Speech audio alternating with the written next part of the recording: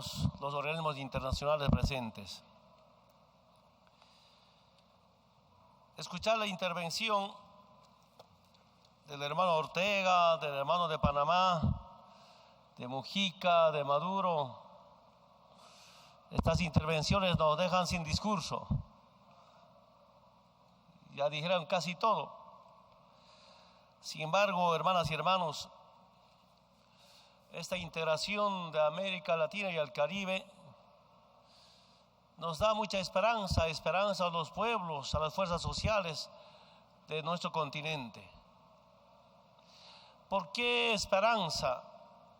¿Por qué confianza en esta gran integración de América Latina y el Caribe, que es después de casi 200 años de fundación de las repúblicas? 200 años sometidos a los distintos imperios.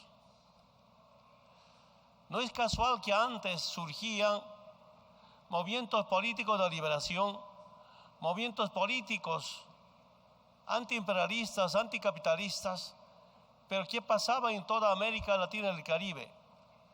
Golpes de Estado, dictaduras militares, para amedrentarlos, para escarmentarlos, que nunca más surjan movimientos políticos antiimperialistas. Sin embargo, esos tiempos pasaron. Ojalá sea para toda la vida, nunca más surjan golpes militares ni dictaduras como hubo en América Latina y el Caribe. Pero ¿qué hicieron en todo ese tiempo, en nuestra experiencia vivida en Bolivia? Desde arriba y afuera nos dividían los pueblos. Desde arriba y afuera creaban inestabilidad social y política para que ese pueblo, para que esa nación no se desarrolle económicamente, no se mejore en sus servicios básicos. Entonces yo llego a la siguiente conclusión: dividirnos para dominarnos políticamente, dominarnos para robarnos económicamente. Esa es la corta o la larga historia de Bolivia. Sin embargo, en este corto tiempo, ¿qué hicimos? ¿Cómo unirnos? Y cuando los pueblos saben de su destino, cuando los pueblos tienen una propuesta y en base a los principios que nos dejaron nuestros antepasados, que lucharon por la patria grande, cuando los pueblos se unen y se organizan para defender la democracia, para defender la vida, para defender la paz, no hay en Bolivia ni fuerza interna ni externa que nos doblegue, ni el imperio que nos derrote. Esa es nuestra corta experiencia. Y si bien ahora estamos unidos, reunidos como países de América Latina y del Caribe, con seguridad tenemos enormes coincidencias para defender la vida, para defender la igualdad, con solidaridad y complementariedad. Pero ¿qué pasa en el mundo? Algunos datos. 85 personas más ricas del mundo tienen más riqueza que los 3.500 millones de habitantes más pobres en el planeta, más que la mitad de la población mundial. Fuente Oxfam. En Estados Unidos radica el 49% de los individuos llamados ultra ricos con una fortuna mayor a los 50.000 millones de dólares. El 1% más rico de los Estados Unidos capturó el 95% de crecimiento y ganancias posteriores al 2009, mientras el 90% de la población se hizo más pobre. Informe octubre 2014 del Banco Credit Suisse sobre la riqueza mundial. Solo quiero decirles, hermanas y hermanos, con una pequeña experiencia, en Bolivia, el 2005, antes que sea presidente, antes de nuestra revolución democrática y cultural, el 10% más rico tenía 128 veces más ingresos que el 10% más pobre. Ahora, para el 2013, esta diferencia se redujo a 42 veces, de 128 a 42 veces. A eso le llamamos el socialismo comunitario. Pero no solo eso, en mi gestión reducimos bastante la extrema pobreza. Bolivia el 2000 tenía 42.2% de extrema pobreza, casi el 50%. El 2005 nos dejaron con 38.2% de extrema pobreza. Y al 2013, estoy seguro que seguimos bajando al 2014, todavía no tenemos datos, pero al 2013, 18.8% de extrema pobreza. Esta reducción de la pobreza, esta búsqueda de igualdad entre bolivianos y bolivianas nos alienta bastante. ¿Y por qué esta reducción? Después de la recuperación de nuestros recursos naturales, la nacionalización de los hidrocarburos, ahora la riqueza no se exporta, ahora la riqueza no se privatiza, sino más bien la riqueza se queda en Bolivia y se democratiza y socializa. Esa riqueza vuelve al pueblo boliviano mediante bonos y rentas, mediante transferencias a gobiernos municipales, a gobiernos departamentales, pero también desde el Tesoro vuelve en obras para el pueblo boliviano. Ustedes saben, hermanas y hermanos, de dónde vengo. Yo no era experto en temas de finanzas ni en política, tal vez era sindicalista, pero cuando uno siente por los demás y por los demás más abandonados, cuando uno ve a diario problemas sociales y cuando se siente, fácilmente se puede reducir la pobreza y buscar la igualdad con una voluntad política y justo, escuchando a los movimientos sociales. Hermanas y hermanos, yo digo que los movimientos sociales de América Latina y del Caribe tienen mucha esperanza a esta integración, pero que sea una integración de una liberación definitiva a nuestros pueblos. No solamente una integración para, como decía nuestro hermano Pepe, fotografías, muchos esfuerzos. ¿Por qué digo liberación?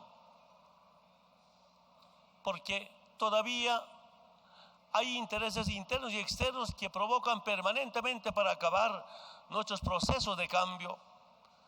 En Bolivia decimos el Pachacuti, el retorno al equilibrio, el retorno a la igualdad con solidaridad y complementariedad. Y estamos viendo en estos días, el año pasado, una permanente agresión política a algunos países de orientación antiimperialista como Venezuela. Hermano Maduro, toda nuestra solidaridad. Estamos convencidos, después de que fracasaron con una agresión política, ahora vienen con una agresión económica. Seguirán fracasando cuando nuestros pueblos estén unidos. Igualmente hemos visto en Argentina, empezaron con una agresión económica, después de fracasaron con agresión económica, ahora pasan a una agresión política con ciertas emboscadas a la hermana Cristina. Toda nuestra solidaridad. Ustedes saben que tengo mucha admiración al expresidente, que en paz descanse, Néstor Kirchner. Me acuerdo siempre cuando era dirigente sindical que decía en una reunión o una cumbre de las Américas, que Latinoamérica no es el patio trasero de Estados Unidos. Me grabé en la mente. Creo que ese tiene costo y seguirán provocando a algunos países, y por eso es tan importante la unidad de nuestros presidentes, gobiernos, todos unidos para defender frente a esta clase de agresiones. Hermanas y hermanos, lo de Cuba, tal vez yo pienso diferente que algunos presidentes.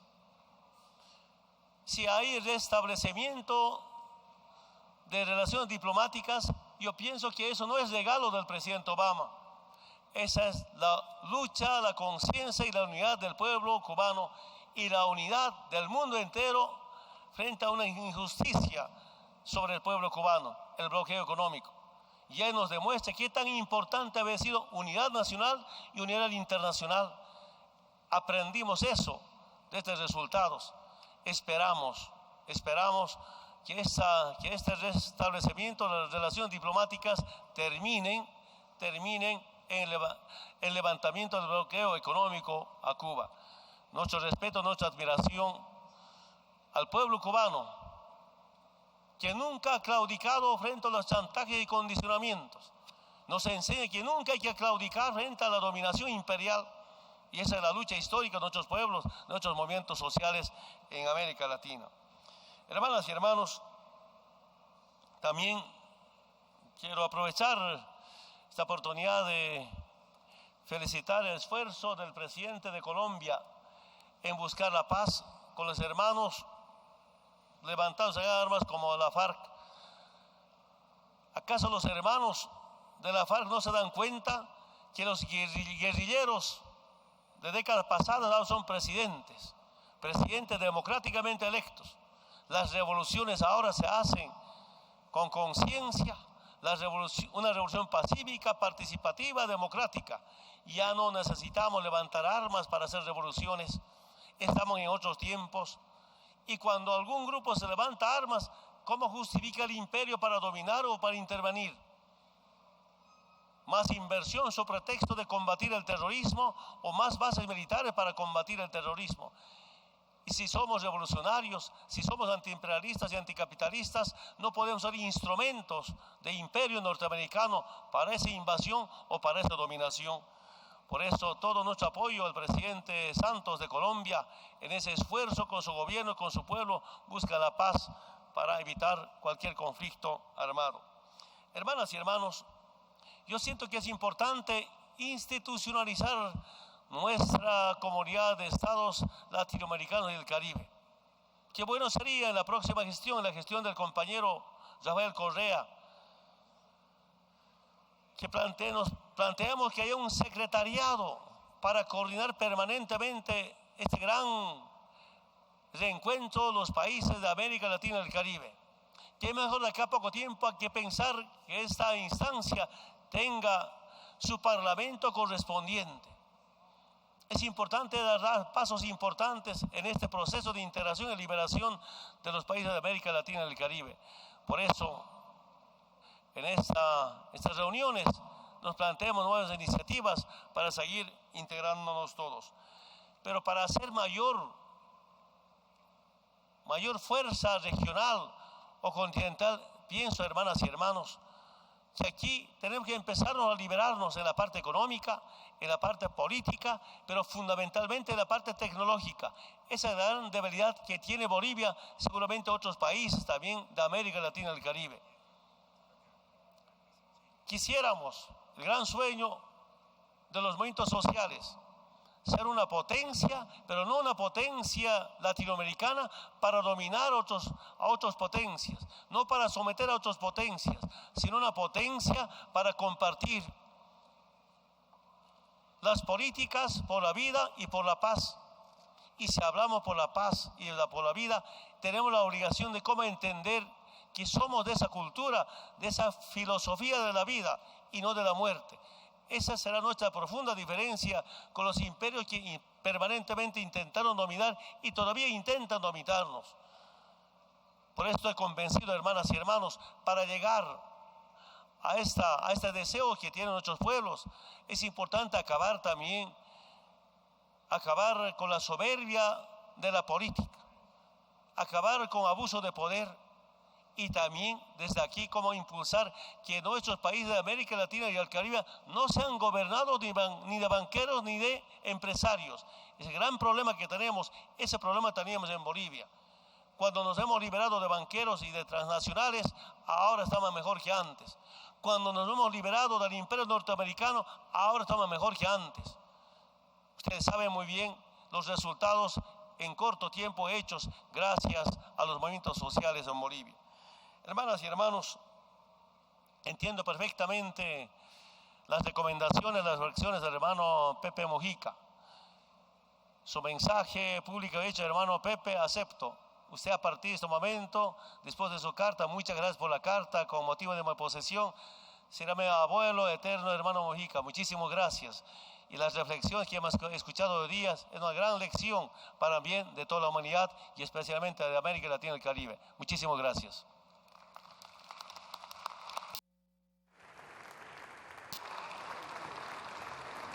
Muchas gracias.